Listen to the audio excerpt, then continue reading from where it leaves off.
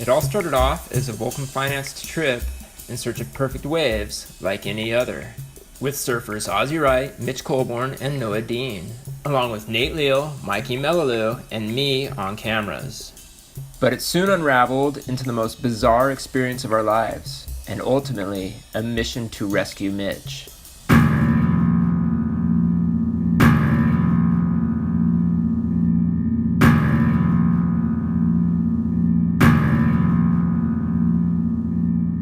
The trip to the main island was nothing out of the ordinary. Despite the standard reaming by the airlines with excessive surfboard fees, the grueling multi-flight itinerary, and dragging cumbersome board bags around, spirits remained high, as there was a good swell forecasted for our arrival. Where things started to feel off was on our drive to the ferry that we needed to catch to our final destination, the less traveled island of OSMO, THROMBO. Our driver informed us that there was only one ferry a week, and we might miss it due to the late arrival of our last flight. Mining worker? Oh, mining workers. Oh, mining workers. If they're already leave. Oh, okay, so they might leave without us. Yep. If you want to stop toilet or Alpha Money no man, just stop. Okay, thank you. Ozzy was obviously ticked. Lucky for Mitch, he was snoozing when we got this news. Noah was cool as a cucumber. As long as he had his stress pet to fondle. The more he squeezed it, the more he was sure that we'd make the ferry on time. He was right. Looking at the main island, receding behind us was a relief. We were back on Easy Street. Some locals playing paper dominoes asked us what brought us all the way out to these parts. When we told them, surfing, they and the rest of the surrounding folks just laughed at us. And after the winning card was slammed on the deck, one of the losers looked up and like a ventriloquist, he creepily warned us through a permagrin smile. If the rainbow comes out, hide! We returned to our cabin seats to discuss this strange turn of events. Mitch wasn't worried in the least bit. He was sure the dude was just messing with us. That is until an old man muttered from deep sleep, "Rainbow! Butterfly! Disappear!" It seemed to corroborate the warning, but it randomly coming from someone who was asleep only confused us more. And what could possibly be dangerous about butterflies anyway? We arrived at OSMO THROMBO and quickly forgot the nonsense of the ferry ride as we made our way through the sights and smells of the most far-out place we had ever been. The island was beautiful, and the swell hit as predicted. Right in the middle. Oh, this little left's fucking head high. Look at that. Badoska! Look at the end bit. Look at the end bit! Ha-cha-cha! Ha-cha-cha! The waves were firing, and we jumped on it in a froth.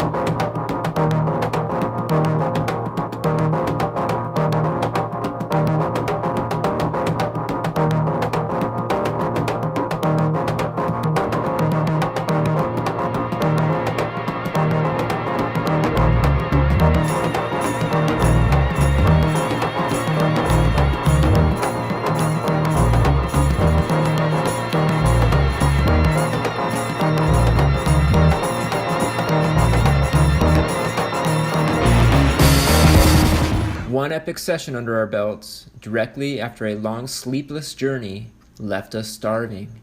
We happened upon a beach vendor and asked for a full round of coconuts. He said, No, bro. Not coconuts. Eggs, bro. Obviously, this was either more bullshit or he was just getting us hip to the local slang. So we dug in. Halfway into his, Ozzy had a strange reaction. It was as if he started seeing things and turning into a bug.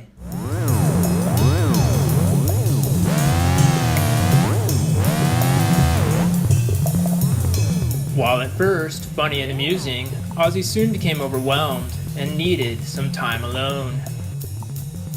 Egg or no egg, these were no ordinary coconuts, and Noah decided to play it safe by feeding the rest of his to the shop cat.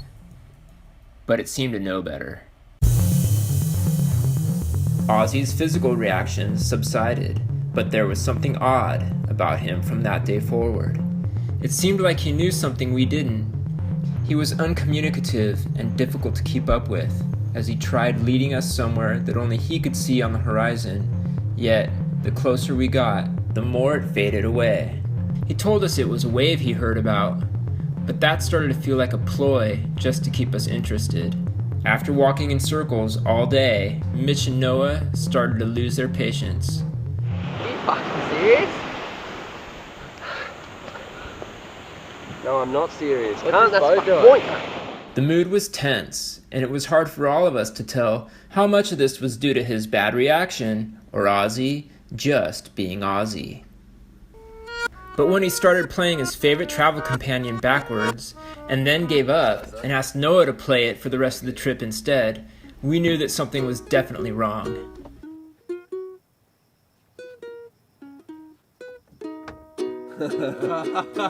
There was a hint of madness in his laugh. We called RT back at Volcom HQ. Yo, RT, what's up? Yeah, Mitch, what's up? How's it going over there? Yeah, I don't know, we got a couple the first day, but Ozzy's been kind of sick ever since and acting really weird. I think we're going to have to fly home and get him to a doctor. He's acting weird, you said? Yeah, like loony. I don't know, man. Ozzy's just a freak. Besides, drama sells.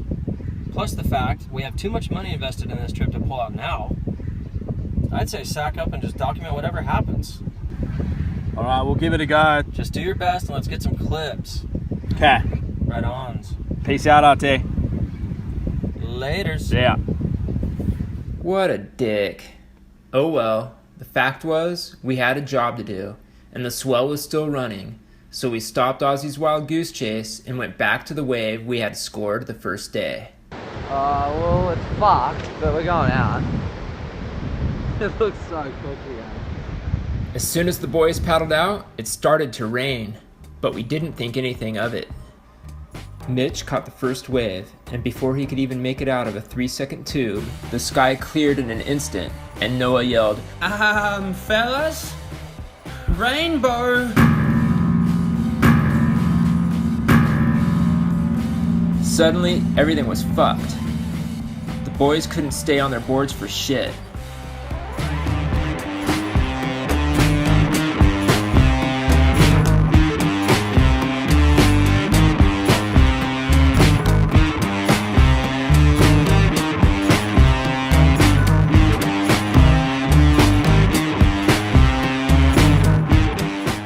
Mitch lost it.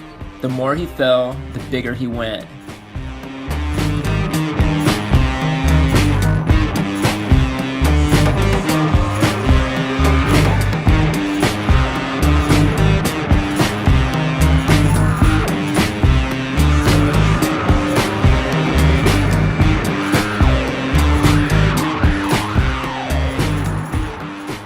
And when his frustration reached a fever pitch, what can only be described as a monstrous butterfly appeared out of nowhere and laser beamed him into thin air.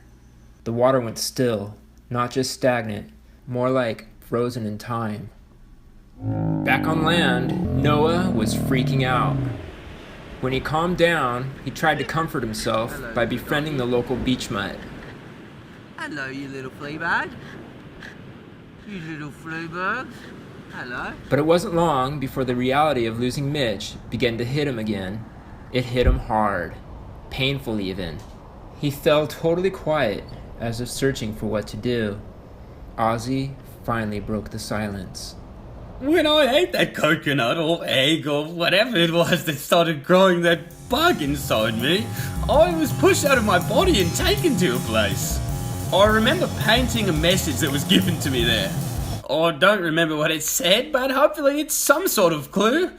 If you give me another chance, I think I can finally piece together how to get there. We hired a van and a driver, and off we went. But it was as if leftovers from the same force that froze the ocean pulled us into a rut and bottomed us out.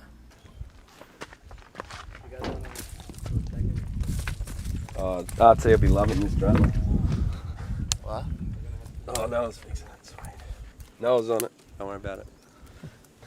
What happened? Drove off the side of the road. There was that laugh again. No, it'll go. Up We there. just gotta fucking prop it up so it goes up. We were in a rush to find a clue to Mitch, and wasted no time trying to free the van. Build a fucking road for the thing. Little by little, passers-by stopped to help. Despite the language barrier, we were all able to put our heads together to push back against that which stalled us out.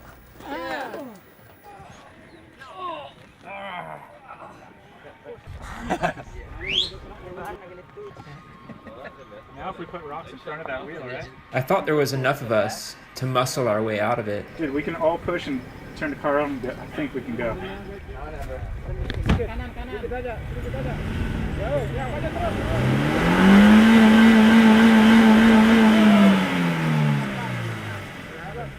However, I was proven wrong. When it started to look hopeless, we hit a stroke of luck, and a truck showed up with exactly what we needed.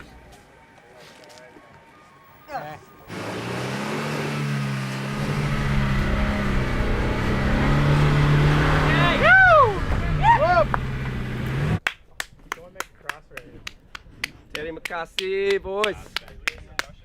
Thank you, terima kasih. Fucking legend. Finally, with the help of new friends, we were back in action. A few more bends and one susu cow on the road later, and we made it to the place where the things inside Ozzy's mind are real. The Tropical Beach Alien Communication Center. Once inside, we discovered that Ozzy's outer body didn't paint just one message, it went off all over the place. Ozzy said, I think each message is a doorway, if you know what I mean.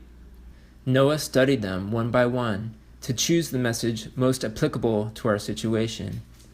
He at last landed on one that moved him more than any other. He read it aloud. Don't be frightened, you're enlightened? Oh, sick. And with that, he vanished. This is what he said happened next. I was in another world, a spaceship, I think. The aliens were beautiful. The leader mesmerized me through her dance.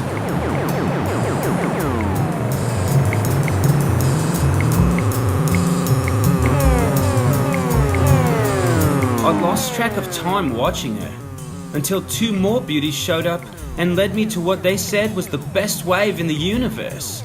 At first look, I wanted to call bullshit on this claim, but on second thought, I decided I had nothing to lose, so I gave it a go. It felt unreal. While riding it, I could see Mitch close by. He was giving me the bird while tangled up in some messed up loop. I asked him to come have a goof. He was stuck, but there was no way I was going to give up on him. Get an image. Do it. Do a wheelbarrow. When he finally escaped and climbed on board, his whole outlook changed completely.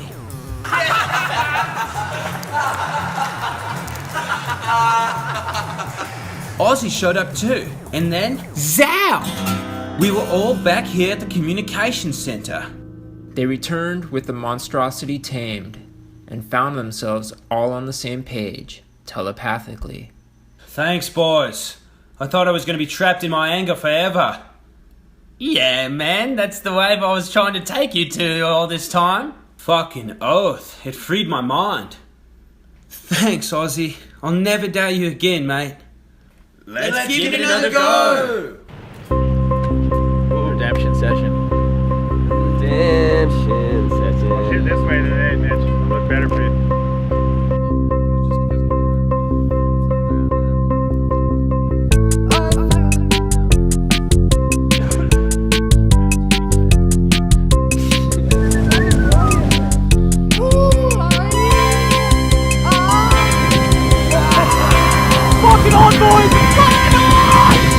I found a book, named it Devotion.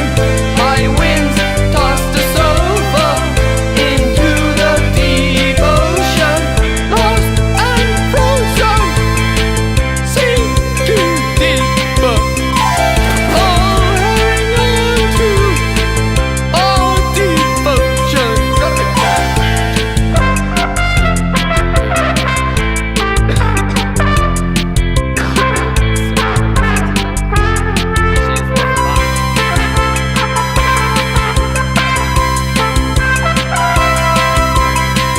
I found a book, named it Devotion.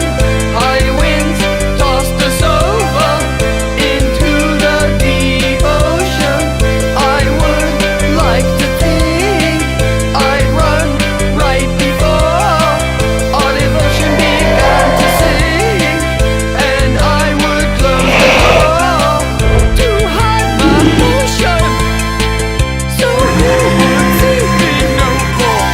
I'd be with our devotion, lying on the seafloor.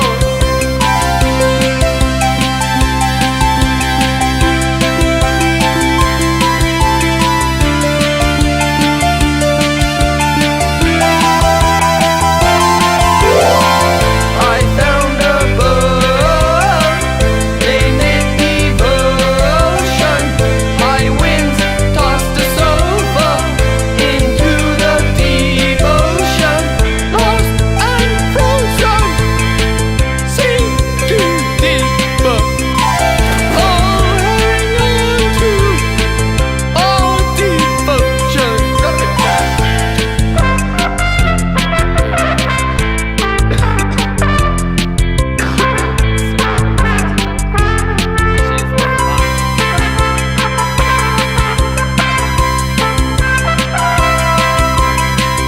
I found a book, named it Devotion. High winds tossed us over into the deep ocean. I would like to think I'd run right before our devotion began to sink, and I would close the door to hide my emotion. So you would see me no more. I'd be with our devotion, lying on the seafloor.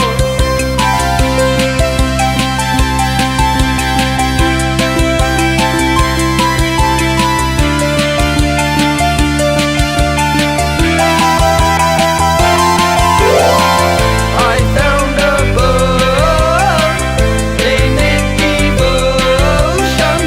High winds tossed us over into the deep ocean. Lost and frozen, sinking deeper. Oh, hang on to our devotion. I found a book. It started to rain again, even heavier than before, but all was well. With harmony restored, the boys no longer felt defined by their failures, and they knew that the coming rainbow was nothing to fear. After all, the spectrum is only a reflection of ourselves. Found a ball, named it Devotion. High winds tossed us over